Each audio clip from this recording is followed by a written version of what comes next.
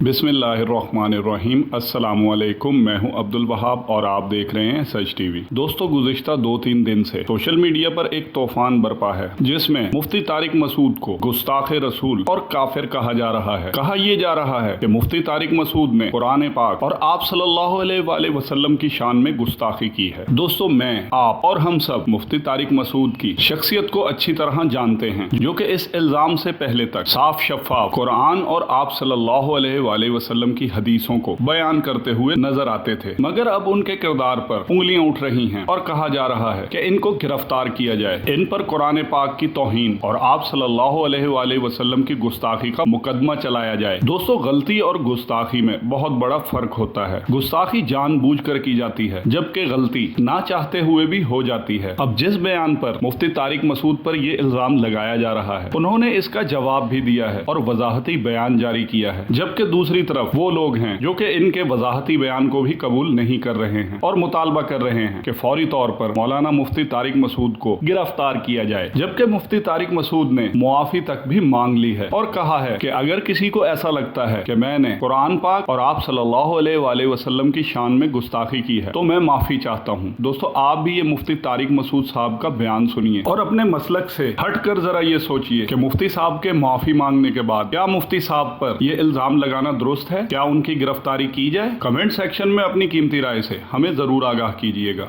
मेरे खिलाफ social media पे एक प्रोपेगेंडा चल रहा है कि मैंने ये कहा है कि कुरान में माज़ अल्लाह नक़ल कुफ्र ग्रामर की गलतियां हैं।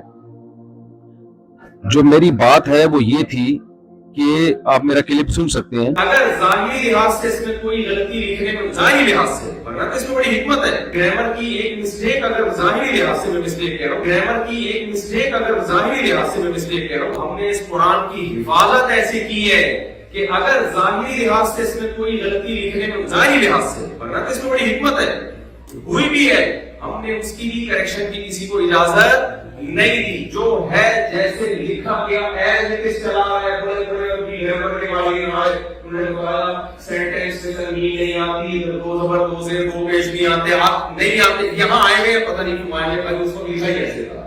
जिस किताब की मेरे भाई ऐसे हिफाजत हुई हो कि उसकी ग्रामर की एक मिस्टेक अगर ज़ाहिरी लिहाज से मैं मिस्टेक कह रहा हूँ हुई है, उसको ठीक करना किसी के लिए मुमकिन नहीं है। तो जो ठीक आते हैं उनको कौन चेक कर सकता है?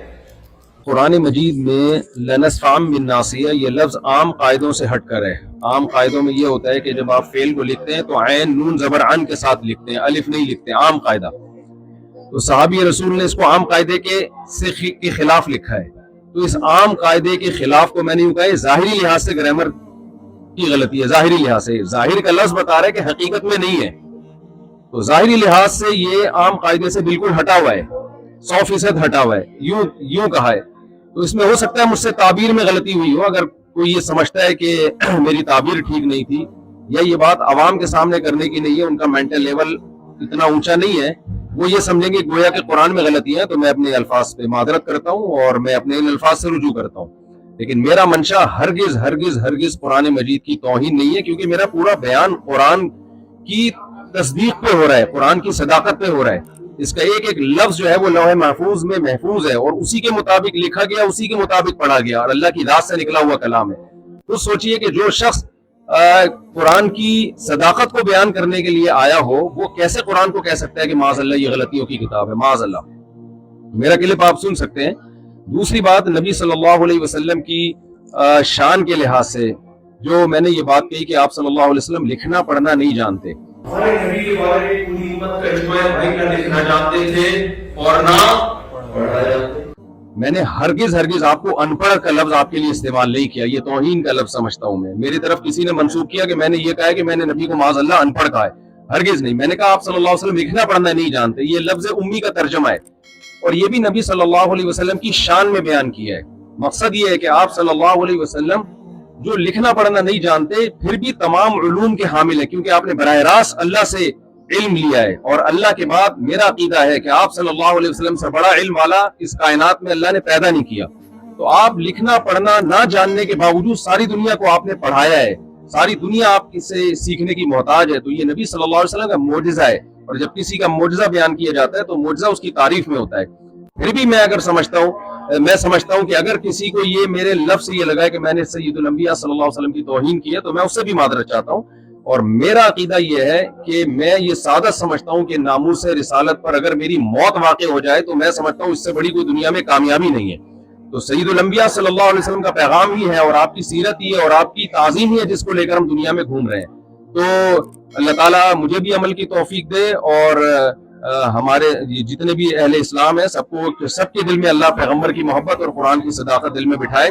اور جن صاحب نے میرے خلاف کلپ بنایا یا جو بھی میرے خلاف کلپ بنا رہے ہیں آپ سب کو پاکستان کے حالات معلوم ہیں جس طرح سے مجھے ٹارچر کیا جا رہا ہے اور دھمکیاں دی جا رہی ہیں.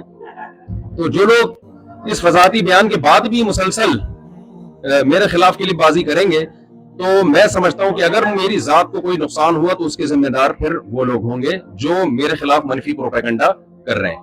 وما علینا الا البلاغ. السلام علیکم ورحمۃ اللہ. آپ کا قیمتی وقت دینے کا بہت شکریہ. السلام علیکم ورحمۃ اللہ وبرکاتہ.